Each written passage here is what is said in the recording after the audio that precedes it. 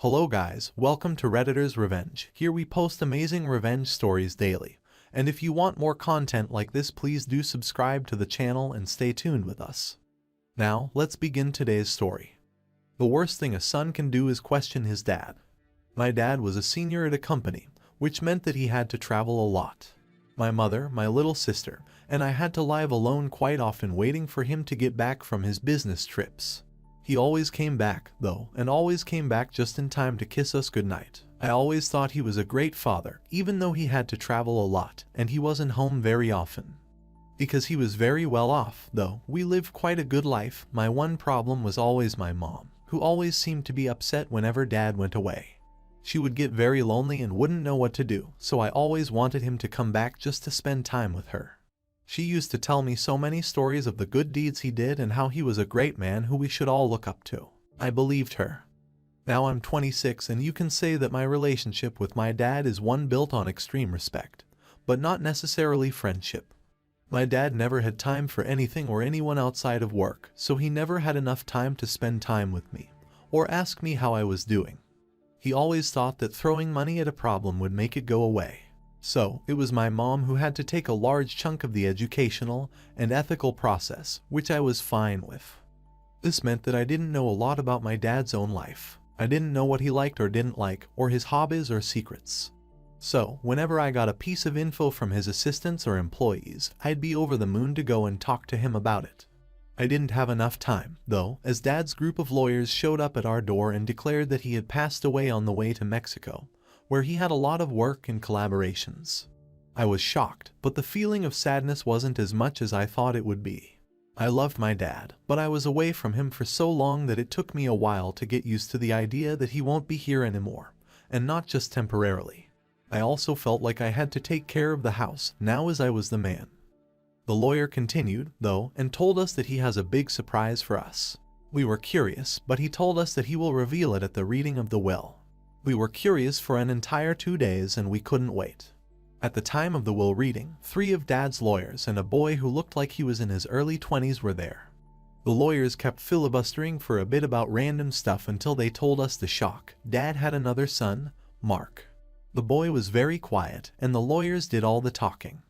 After the initial panic, they started explaining that Dad spent a lot of time in Mexico and had this assistant there who was always with him. She was the assistant before his current one, who is a guy. He told us that around 20 years ago, he married that assistant in secret behind my mother's back and they had a secret son. He hid the boy from us for the entire 20 years, but he supported both of them in Mexico and occasionally visited him when he was on business.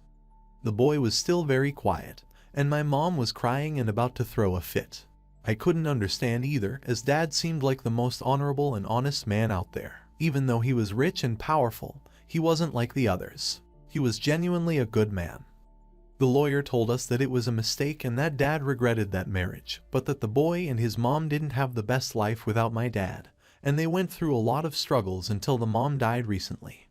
We didn't know where this was going, but then he blew up the bomb. He started reading the will and told us that Dad left this boy a large portion of his money and property to that boy, and the rest of us got less than half.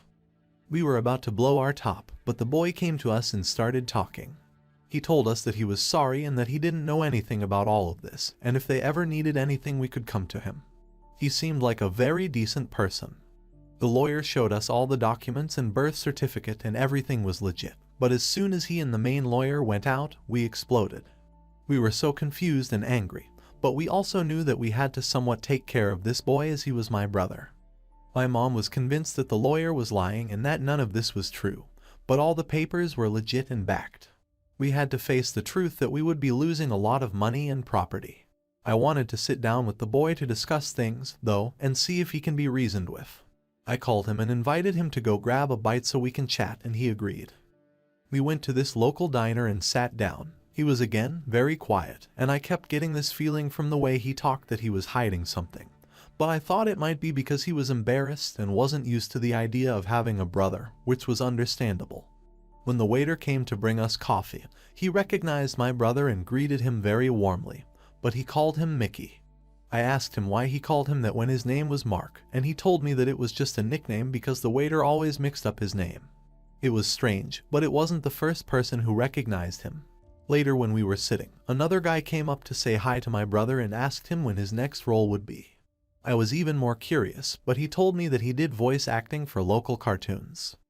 Things were going great at first, and we were having a good discussion, but soon enough, when we started talking about the inheritance and the money, he gave off the vibe that he would be taking all of his shares and not letting go of anything. I tried to explain to him that there was no way Dad would leave 80% of his money and property to just one child, but he didn't care. He told me this sad story of him and his mother living in a horrible place in Mexico because Dad had to keep all the money he was giving them in secret, and that he struggled as a child without having a father, and that his mother was sick and he even started crying. He told me that we had lived a good life and that it was his turn to have some of that good life. I told him we would meet again later to discuss this further, but I got the impression that he didn't care that much. I went back to my mom to discuss all of this, but she was still convinced that he was lying and that something was up. I was just so curious about the whole Mickey and Rolls thing, as I didn't buy his excuse. I wanted to keep a closer eye on him, and my mom instructed me to follow him around for a little bit to see where he goes and what he does. After the next meeting we had, I sneakily followed him around with my car to see where he goes, and the first place he went to was to meet the lawyer in some cafe. I only looked from the outside, but they seemed to be laughing and shaking hands, and something was just up from the outside. I saw someone random also show up to shake his hand and take a picture with him, which looked very much like someone meeting a celebrity and taking his picture. I was adamant about finding out, and when my mom called the main lawyer to ask him, he kept avoiding all questions and ignoring her. Something was up between those two, and I had to find out what. When I started calling Mark a lot, he stopped answering my calls and would just let everything go to voicemail. I couldn't get a hold of him, and it was clear that he was going to take the money and run. He didn't want to reason, so I knew I had to keep tailing him around. The problem was that the first time, I was able to follow him because he left the restaurant where I was with him, but I had no idea where he lived and the lawyer wouldn't tell us anything. I did manage to go to the lawyer and meet with him in his firm, but I got the impression that he was trying to slide me away. I asked him about Dad's will again and how he wrote it, and whether or not he was in sound mind and body, and he told me that everything was written by Dad 3 months ago when he felt like he was getting a bit sick. I kept telling him that Dad would have told us at least if he had a son or anything, and we told him that even though Dad traveled around, he was never in one place for so long that he would get married and have a child. He kept insisting that it was a mistake by my dad and that it was on one of his extended trips, and that I was only 6 years old, so I don't remember how long he was gone. When I went home, my mom and I prepared an entire timeline of Dad's traveling and everything related to the time he spent in other countries. She had so many gifts that he brought her from other countries that she managed to map out a rough estimate of where he was and when, and all the letters they used to send each other or the postcards. It was supposed to be 2002 when he got married and had a child, so she opened up everything related to 2002 and kept going back, looking at pictures, and trying to find out where everything fit. She found that he had visited Morocco, Venezuela, and Japan in 2002, but not Mexico. Something was up, and when she texted this info to the lawyer, he stopped returning any calls at all. We were still too confused about what to do when fate struck. I was walking around the mall when I suddenly noticed someone who looked vaguely like my brother. He had much different hair and beard styles though. My brother had short hair and a no beard, while this one had a shaved head and a goatee, but the resemblance was uncanny, even the body. I tried to go up to talk to him, but he pretended that he didn't know me and walked away. I was frustrated, but thankfully this wasn't the only time this happened. On another occasion, I was walking by the theater when again, I saw a man who looked a lot like my brother, but he had a different style, even his clothes. He also had a bunch of accessories and earrings, and something was up. I tried walking closer to him when a group of people blocked my way, and they were asking for pictures and his autograph. This was weird, as I didn't know this was a famous person at all. Shortly after this, I get a call from my mom, who was on the edge of screaming. She sent me a picture of a movie she was watching, and she found my brother in a scene. He looked a bit different, but it was him. It made sense that he was an actor, so I looked deep enough, found his real name, which was Mike Sultan, and finally found out where he lived. I went over to his place with my cousin, who was this big tough guy who worked as a security guard, and as soon as he opened the door, I forced myself inside and told him that I knew everything. He looked confused and nervous, but I told him that we were one step towards calling the police and having him arrested for fraud and identity theft, but that we would be messing him up first. My cousin grabbed him and threatened that he'd tell us everything or he would break his fingers. I told him that I knew he wasn't my brother and that I got the info about him so he couldn't lie. He tried to deny it at first, but then my cousin broke 2 of his fingers. He screamed in agony and then confessed. He told us that he was a Z-list actor that Dad's main lawyer contacted to make a whole scenario, that he was my brother and to lie about Dad getting married, and all of it was to take a chunk of the inheritance for the lawyer. When we asked him about the papers and documents, he told us that everything was fabricated, but the lawyer knew someone very good at this. They gave him a fake ID, fake documents, and a whole made-up story about who he was and what he had. We made a deal with him that we wouldn't call the cops on him or hurt him if he recorded a meeting with the lawyer on his smartwatch, and have the lawyer say everything related to the plan, so that we can have evidence to use against him. He quickly agreed and we began our next phase of the plan. Since we knew that our real inheritance was untouched, then there had to be another will that was hidden somewhere. As the CEO's son, I tried to use my position to get inside the company and hopefully find something in my dad's office. The security let me in, of course, and when I went up to his office, I found the other 2 lawyers over there. I was scared about whom to trust, so I tried not to tell them what we had found. When they asked me why I was there, I told them that I was thinking about taking a position in the company, and that I was getting the feel of the place and the office. They were a bit concerned, but I told them not to worry and to leave. Once they left, I looked around the entire office for the real well but couldn't find anything. I did, however, find Dad's safe that was locked using a combination code. I tried everything and I had to make sure that the lawyers couldn't see me. I had given up and called my mom, who guessed the combination correctly. I found a bunch of money in the safe, alongside a gun and a stack of papers. I looked through them and found Dad's real will, which was signed by him and had everything left to me and my sister as it was intended. I took the will, but I still needed the lawyer to be exposed. Later that night, Mike sends me a recording of a meeting he had with Dad's main lawyer, where they mention everything related to the plan and its details. I finally had enough evidence, so the next day I contact one of my dad's other lawyers and I tell him everything. I felt like I could trust him and he proved it. He told me that he would sue the other lawyer and put him in prison. I wanted to witness this personally, but the other lawyer, who was from a rival firm, went to the main lawyer's law firm and handed him the lawsuit papers and played the recording right in the middle of the firm for everyone to hear. Everyone was shocked and the lawyer got fired right on the spot in front of everyone and his name got checked off the bar list. We went through with the lawsuit, though, and Mike was a witness. We decided not to press charges against him as we needed him as a witness. We did, however, make a deal for him to go to college on our treat and we decided to somewhat take care of him until he finds a job or settles down. Dad's main lawyer got a prison sentence of 3 years and a big fine to go along with it. Since his name was also crossed off the bar list, he would be unable to work as a lawyer when he gets out. We eventually got the inheritance and everything was great, and we knew that we could trust Dad's other lawyers for matters like this. Now, here we comes to the end of first story.